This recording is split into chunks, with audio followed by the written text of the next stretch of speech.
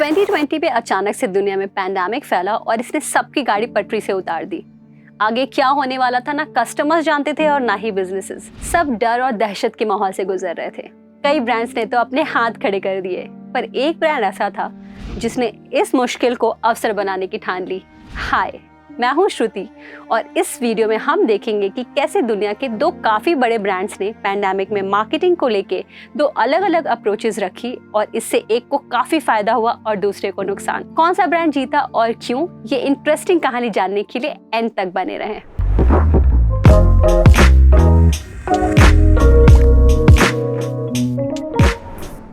सच बताऊं तो पैंडेमिक ने कईयों के बिजनेसेस चौपट कर दिए और जब भी कोई ऐसा संकट आता है तो कई ब्रांड्स शांत हो जाते हैं और अपने बिजनेस में कॉस्ट कटिंग करने लग जाते हैं। लेकिन P&G यानी प्रॉक्टर एंड गैम्बल ने एकदम फ्रेश और पॉजिटिव अप्रोच लिया। उनके CEO जॉन मॉयलर की लीडरशिप में इस ब्रांड ने अग्रेसिव अप्रोच रख के अपनी मार्केटिंग पे खर्चा और बढ़ा दिया।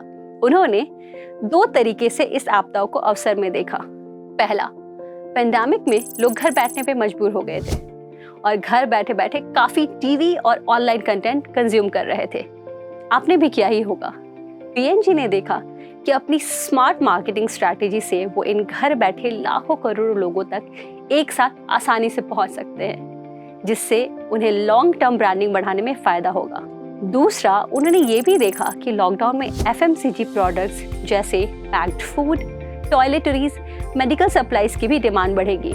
इनफैक्ट कई लोग तो डर के मारे ये सब सामान ढेर सारी मात्रा में जमा करने लग गए थे। अब इस डिमांड को फुलफिल करने के लिए भले ही P&G तैयार हो सकता है, लेकिन ये बात कस्टमर को बताना भी जरूरी है ना। इन कारणों से जब दूसरे ब्रांड्स अपनी मार्केटिंग बजट को कम कर रहे थे, P&G ने अपनी मार्केटिंग बजट को 8.5% से बढ़ा दिया, जिससे पैंडेमिक वाले साल यानी कि 2020 में भी उनका रेवेन्यू 4% से बढ़ा।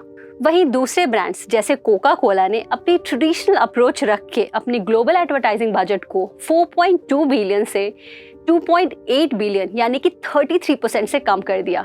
उनके CEO जेम्स क्विंसी का मानना था कि पैंडेमिक में एडवर्टाइजिंग करने से जब उन्हें कोई फायदा ही नहीं मिलने वाला तो क्यों ही करे। इसका नतीजा 2020 में एनुअल सेल्स 11% से गिर गई।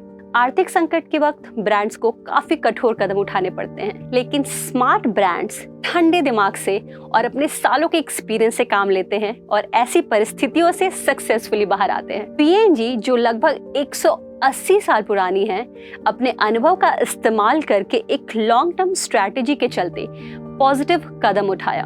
वैसे कोका कोला भी काफी पुरानी कंपनी है, पर वो बिगर पिक्चर देखने में असफल हुई। अब आप सोच रहे होंगे कि कोक और P&G तो काफी अलग अलग बिजनेस सेक्टर से है, इनकी एक दूसरे से तुलना करना सही नहीं है। चलो मान लिया, तो फिर कोक को उसकी डायरेक्ट राइवल से ही कंपेयर कर लेते हैं। जी हाँ, हम बात कर रहे हैं पेप्सिको की। जब कोका कोला बैक फुट पे खेल रहा था, पेप्सिको ने इसे अपॉर्चुनिटी की तरह देखा और अपने एडवर्टाइजिंग बजट से 1 रुपया भी कम नहीं किया। नतीजा, पेप्सिको की 2020 की एनुअल सेल 5% से बढ़ गई। इसका मतलब समझे, कोका कोला ने सेल्स में गिरावट तो देखी ही, साथ ही साथ उन्हें अपने कस्टमर्स को राइवल ब्रांड के हाथों खोना भी पड़ा। तो इससे हमें क्या सीख मिलती है? आपदा के समय मार्केटिंग बजट कम करना एक शॉर्ट टर्म सिंपल सॉल्यूशन के तौर पे तो सही लगता है, लेकिन इसका आपके ब्रांडिंग और मार्केट शेयर पर लॉन्ग टर्म में काफी बुरा असर पड़ सकता है। दूसरा, अगर आप सही नजरिए से देखें तो आपदा में भी कहीं ना कहीं आपको ग्रो करने का एक मौका मिल ही जाएगा। वो कहते हैं ना, an optimist sees an opportunity in every calamity, a pessimist sees a calamity in every opportunity। अगर आपको ये वीडियो पसंद आया हो तो लाइक करें, साथ ही साथ ऐसे जानकारी भरे वीडियोस को देखने के लिए चैनल को सब्सक्राइब करना ना भूलें। तब तक के लिए अलविदा।